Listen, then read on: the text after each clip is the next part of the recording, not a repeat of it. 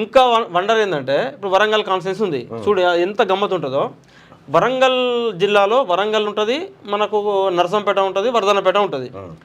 ఆడ ఏమైందంటే దాన్ని తీసుకొచ్చి తెలివి ఎస్టీ చేసారు, మ్యాప్ బాల్ జనరల్ చేయడం కోసం వరంగల్ ఎస్టీ చేసారు. వరంగల్ ఎస్టీ ఎందుకు చేసారంటే అక్కడ కొంచెం కొండా సురేఖ కొండా మురళి స్వతంత్రతతో కూడిన రాజకీయాలు చేసే వ్యక్తి, ఇనేటువంటి మనిషి కాదు.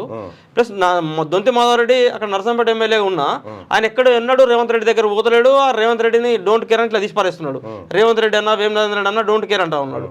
సో కాబట్టి అక్కడ వాళ్ళ యొక్క పెత్తనం నడవలేదంటే ఒక ఎస్టీని తీసుకొచ్చి పెట్టాలని చెప్పేసి అని ఈ మహబాద్ జనరల్ చేసుకుంటూ దాన్ని ఒక ఎస్టీ తీసుకొచ్చి పెట్టారు. సో ఒక డిఫరెంట్ రాజకీయం వాళ్ళు చేస్తూ ఉన్నారు, వాళ్ళ ఇంటర్నల్ పాలిటిక్స్. కానీ పబ్లిక్ చూడడానికి అన్ని అర్థమవుతా ఉంది.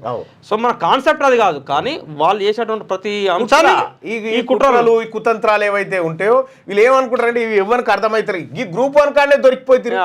ఈ గ్రూప్ 1 కాడ చదువు రాని వాళ్ళకు 108 వచ్చినాయి అంటే ఇలా 61 మంది వచ్చినాయి. ఈ 61 వచ్చినాయి అంటే ఇలా 108 డబుల్ అయినాయి. ఈ 60 మందికి చదువు రాదని ఇన్ననే తెలుస్తుంది కదా. చదువు రాని గ్రూప్ 1 ఉద్యోగం ఎట్లా డిఎస్పీ అయిండు, అంతే కదా, ఎట్లా డిప్యూటీ కలెక్టర్ అయిండు. అవును కదా. ఇగో ఈ రకంగా గ్రూప్ 1 ఉద్యోగాల కాడి నుంచి అన్నిట్లలో మోసమే. ఎందుకు పెట్టుకుంటారు? టీజీపీఎస్సీ చైర్మన్ గా మహేందర్ రెడ్డిని ఎందుకు పెట్టారు అనుకుంటున్నావు? పని లేకనా? ఇది సెట్ చేసిపోతాను, ఎగ్జాక్ట్లీ ఇది సెట్ చేసిపోతానుకే పెట్టిరు.